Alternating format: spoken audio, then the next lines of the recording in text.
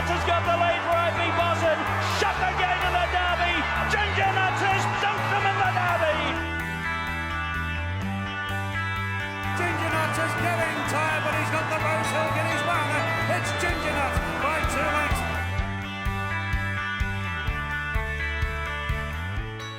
How did he get his name, Gingernuts?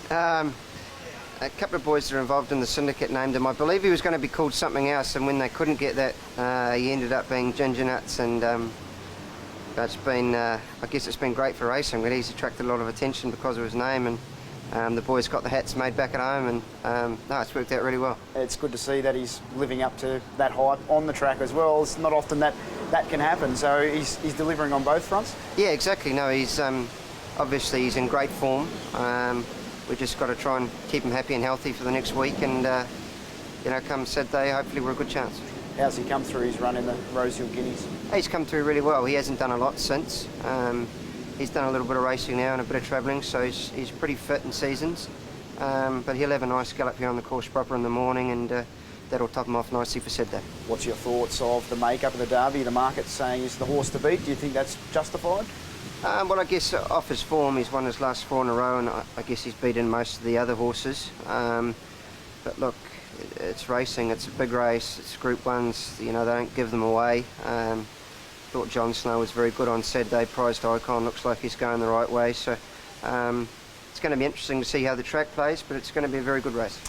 You had to pay the late nomination fee for this event, so it's fair to say that being here at this stage is probably unexpected to where you were a couple of months ago? Yeah, well, look, we've always really liked the horse. His form as a 2-year-old was good, and just got held up in the spring a little bit. But his form sort of around New Year was just fair, and he managed to win a pretty ordinary mile race. We thought we'd chuck him in the deep end in the Avondale Guineas, and he duly obliged, and he's just kept stepping up from there, so it's been terrific. Was his win in the New Zealand Derby sort of the pinnacle for him, or once that happened you thought, well, we've got bigger fish to fry coming across this race? Look, when he come through the Derby win so well in the way that he did it, I guess we all sat down and had a bit of a round table and decided that we'd bring him over, and he's only had, you know, I don't even think he's had 10 starts yet, so he's still lightly raced, and hopefully he's still on the way up. You're respecting the likes of, you say, John Snow, but you feel you've got the measure of those coming across from New Zealand from their form over there? Look, it's always hard to say. I'd say he's an improving horse. His win on Saturday was very strong. We didn't beat him by much in the New Zealand Derby. I'd say he's prepped and ready to go a really big race. So talk about horses like him and Prized Icon that we spoke about. Hawks is So You Think horse. He wasn't beaten far in the Rose Hill Guineas. So it's going to be a really good race.